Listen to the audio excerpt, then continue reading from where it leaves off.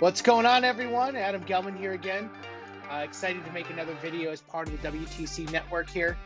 Been doing a few of these lately just because I wanted to give people an opportunity to understand some of the greater context as it pertains to the hobby and how we can all sort of gather some expectations going into some of the next few months and years of wrestling cards because of what's going down. For the most part, I've covered some of my favorites of the Panini side of it. I want to cover my absolute favorite thing that Topps did during the course of their entire run as part of WWE, and that is the Transcendent Superfractors. For those of you that are familiar, these cards were included as part of Transcendent, which is a gigantic product that was released 3 times over the course of their run, first in 2019, then 2020, and finally in 2021. These Superfractor cards were part of the 2021 release, and they were the only time they were released.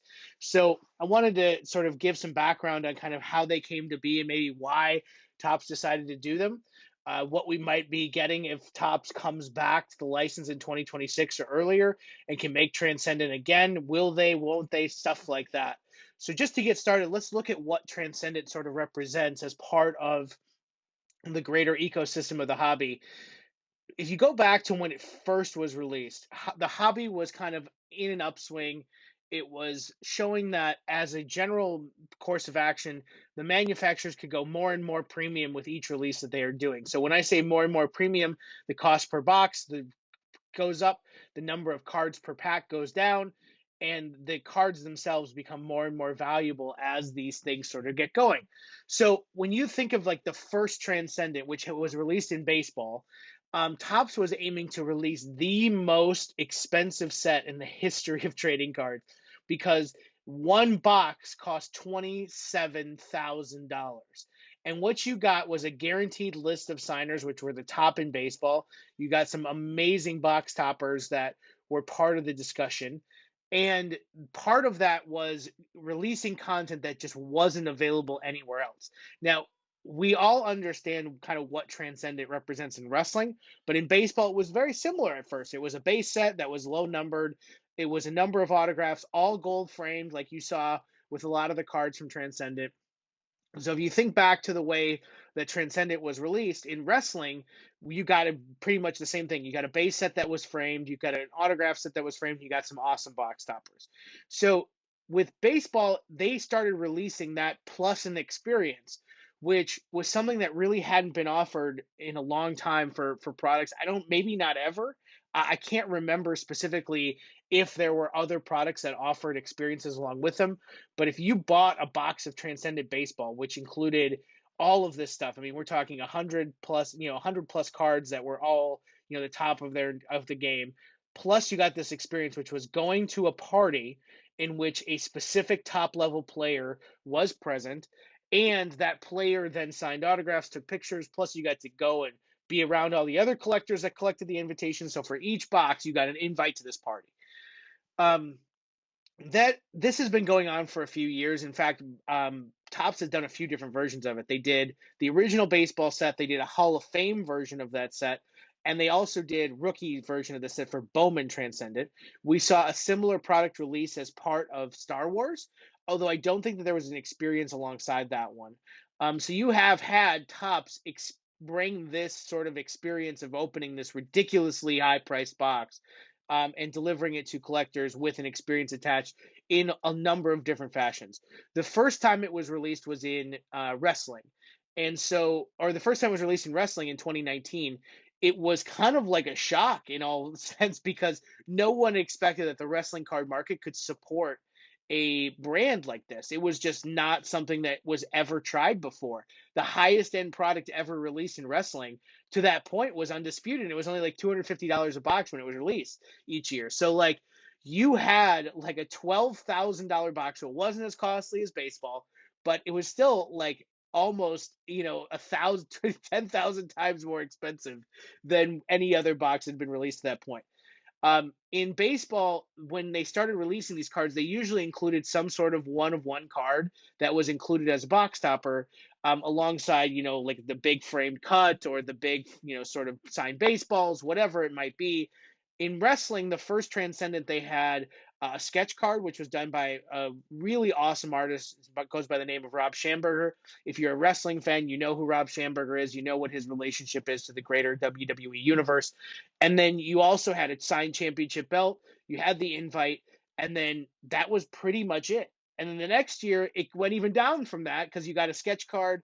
Wasn't somebody on the level of Rob Schamberger, but the cards were awesome still. You got the signed belt, or you didn't get a signed belt that year. You got a signed Funko. You got signed side plates, and that was pretty much it. And for the most part, the 2020 version of Transcendent was seen as a lesser version than 2019.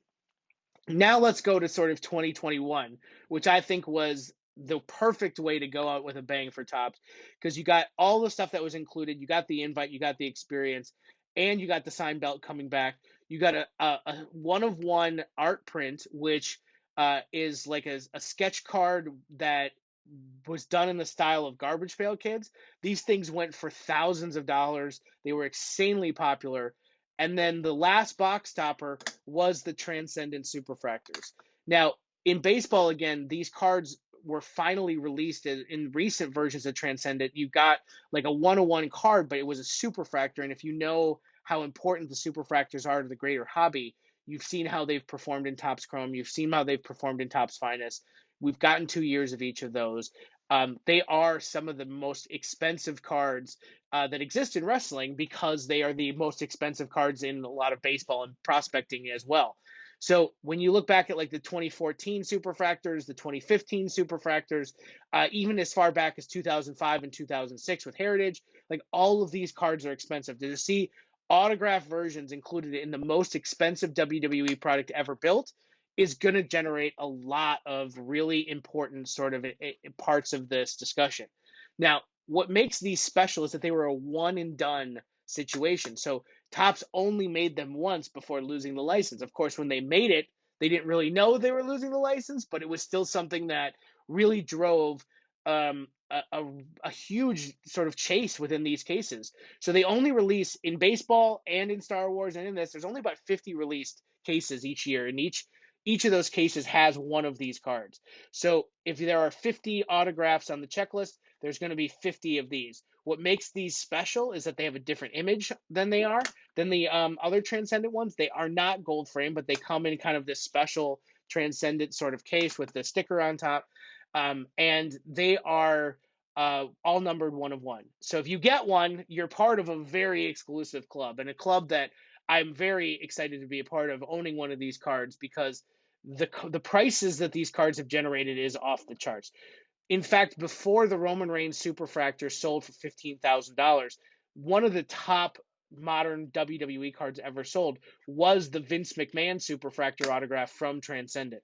These cards are extremely exclusive, and they've kind of become like that hood ornament for your collection that you put at the front of your Rolls Royce to show that you're somebody in WWE collecting. And I was really funny because we always sort of, when somebody acquires one of these cards, all of the other people that own them all sort of like come together to congratulate that person, because that's how exclusive these cards are.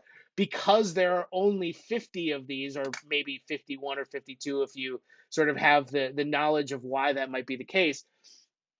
You know, it's exceedingly rare to get one. There's so few of them that are out there, and they're never going to be made until Topps potentially decides to make Transcendent again, which may be never. So these could be a one and done situation where there's only ever going to be 52 chances to get one of these. Now, the reason I say 52 instead of 50 or 53 is because we saw people have Superfractor autographs that were not included in the base set. So traditionally, if you were in the base set, you had a 101 as a parallel to that set, plus you had a Transcendent Superfractor with the image variation. In previous years, you would have seen an image variation that was included as part of like kind of the general set, not as a box topper. And those are cards that I think a lot of people have chased as well. So you have 2019, you have the red, you have the yellow, both with the same image, both numbered 1 of 1. Then 2021, you have the red, which is 1 of 1, and then you have the image variation, which is also 1 of 1. And then for 2021, it is a red 1 of 1, which is included in the base set, and then the Transcendent Superfractor, which is a box topper.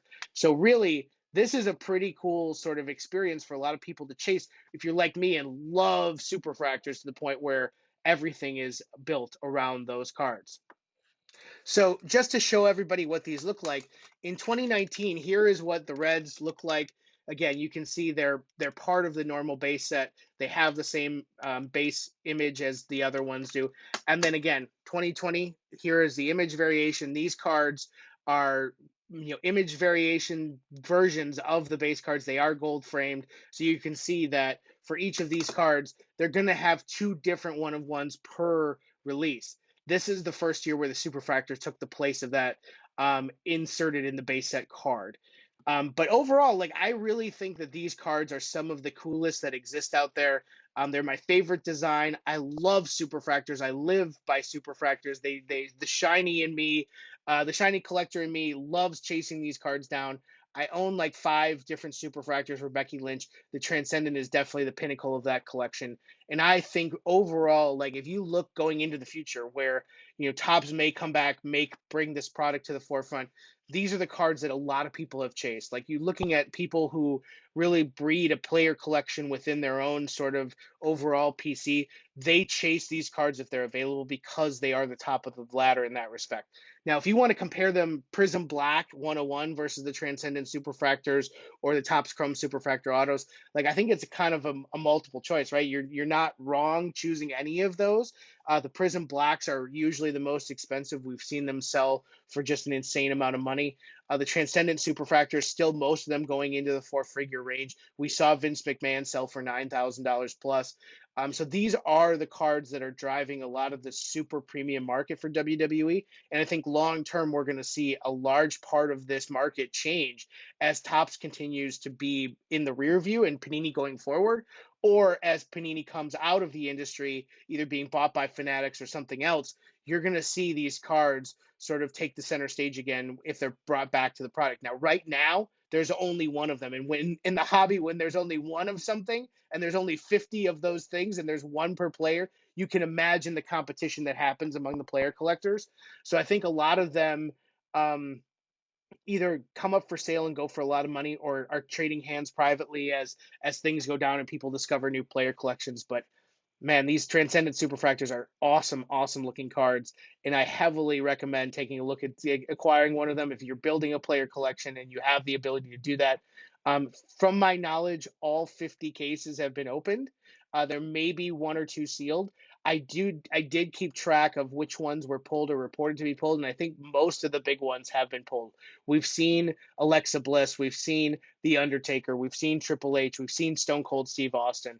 We've seen the Roman Reigns. We've seen all of the bigger ones that are out there really sort of surface already. I already talked about Vince McMahon. So unfortunately, I think ripping or buying into breaks just isn't going to be an option because, again, there's only 50 cases. So I think a lot of them are really going to be challenging to acquire. But if you have the chance, this is a cool card to have for your collection.